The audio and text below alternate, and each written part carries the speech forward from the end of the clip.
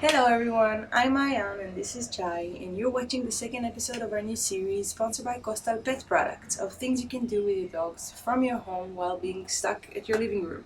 So today we're going to be talking about sign language with dogs and how well do they really get us. So grab your dogs, settle in, and let's begin.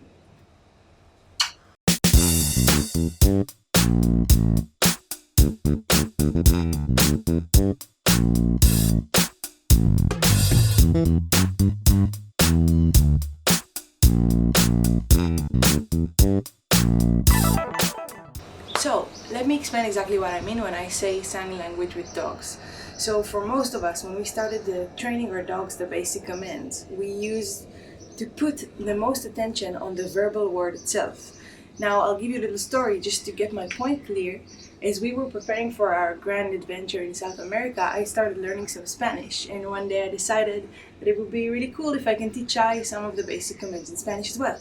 So, as I was calling him in and telling him my commands in Spanish for the first time, to my surprise, he knew exactly what I wanted and he followed it perfectly in a language I didn't never heard before.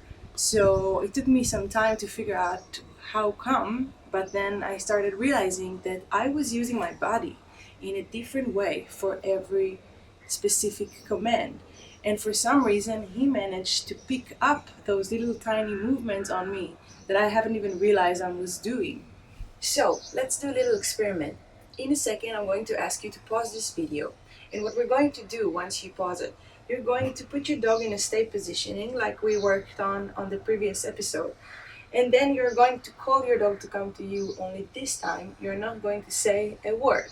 You're going to try and use your body language exactly the same way you would use it every day, only without saying anything.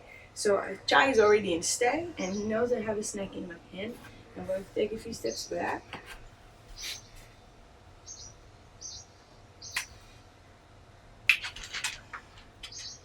Good boy, Chai. And you can also try and see if it works on different other commands. So for example, good boy, Chai. Or, all right. Alright guys, so this is what you're gonna do now. You're gonna pause this video, grab some snacks, get your dog, and try to practice all of those basic commands that he already knows, only these times you want not to say a word. Try to be extra noticing your own body language and see if you have a different distinctive movement for each command. And then come back to us and we'll talk about it. So, thank you for coming back to us. How was it? My guess is that for most of you this worked really nice. If some of you find yourself struggling, that might indicate one of two things. Either your dog is a very verbally orientated, which means he mostly listens to the word rather than looking at your body language. Or it might mean that you are not consistent enough with your movement for each different command. Or it can be both. Some breeds are more vocal orientated, but either way, I really recommend you to continue trying and be extra minded to your body language and try to be very consistent. Now, what this game taught me is that regardless of our dog's basic senses, our body language and our little gestures are playing a crucial part in our communication with our dogs. And since that crazy day with the Spanish practice, I started taking the sign language thing to a whole new level.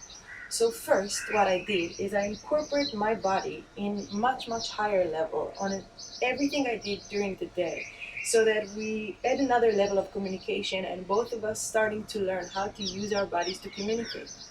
Later, I started thinking that if signal communication is working better than verbal one, at least for us, then why not just speak silently completely?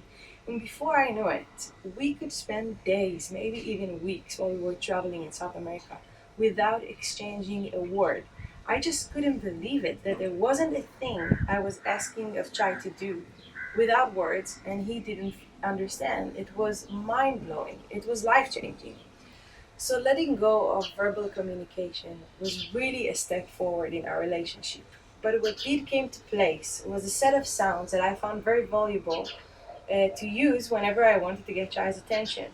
So, for example, when he's far away and I want to call him, instead of shouting his name, I would make a tiny whistle and he would show up.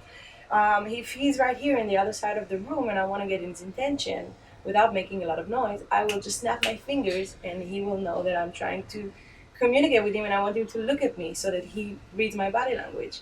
When he's about to do something that I disapprove of, I use the sound to give a little threatening and a warning sign to make him know that I'm serious and I disapprove. And he always follows and let it go. So I really recommend you guys to build your own set of sounds and be very, very consistent while using them. Okay, so let's talk about the real benefits of this skill. I want you guys to know what are you getting out of this practice. So first, the better you get at it, the less you have to use words, which come so helpful in loud places, for example, where now you don't have to overcome the external noises in the room. You can just signal and your dog will understand. Or, on the contrary, if you need to be very, very silent because the baby is sleeping or something like that, it makes your life so much easier. Second, the more you communicate without words, the more you have to compensate by putting extra attention on each other. Now, that alone will contribute to your bond in so many ways. You will suddenly see how your dog reacts to you much, much quicker than it did before, as well as understanding your tiniest movements, and it will benefit your entire communication and bonding, and it will really, really make a difference. But my favorite part about the sign language skill is that it allows you to do whatever you want with your words. Think about it. Once you don't have to use your words to make your dog understand you anymore, you can basically do whatever you want with them. And my favorite part is to use them to impress other people.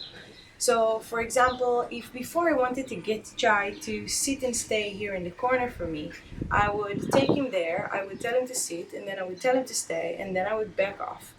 But now that he understands me so much better, I can say something very, very complicated in English, in perfect English. For example, hey Chai, listen, I'm speaking to this lady here and she's a little bit scared of you. So would you mind going there to the corner and just chill for a bit and I'll call you when I'm ready? And then as he walks and does it, and that's due to a lot of training that you've been working on and practicing this skill, you leave everybody in the room shocked, and that is my favorite part, and I found myself using it all the time and keep challenging him to see how far can we take it. Now, I don't know if you've noticed, but in the previous episode when we were talking about staying, and as I was trying to teach Norman to stay, I kept using different words. Sometimes I said stay, or wait a second, or don't move. Now, that is a very uncommon thing in traditional dog training philosophies. But I truly believe that my body language speaks deeper than my voice. I think that is their natural, basic instinct.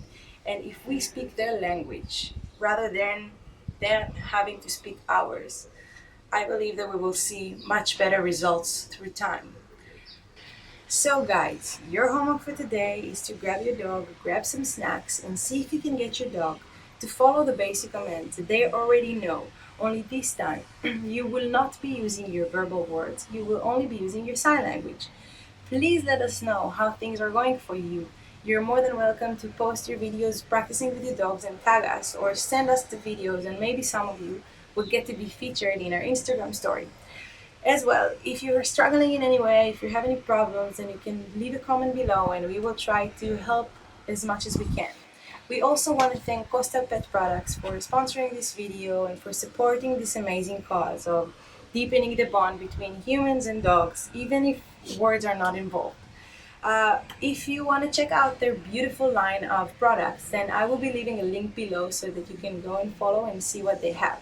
Last but not least, in the beginning of next week, we will be publishing the third episode of this series, in which we will be talking about games. Thinking games, bonding games, and homemade toys that you can make with your dog when nothing else works in keeping them occupied. So we would love to see you there and have a great weekend. Thank you for watching.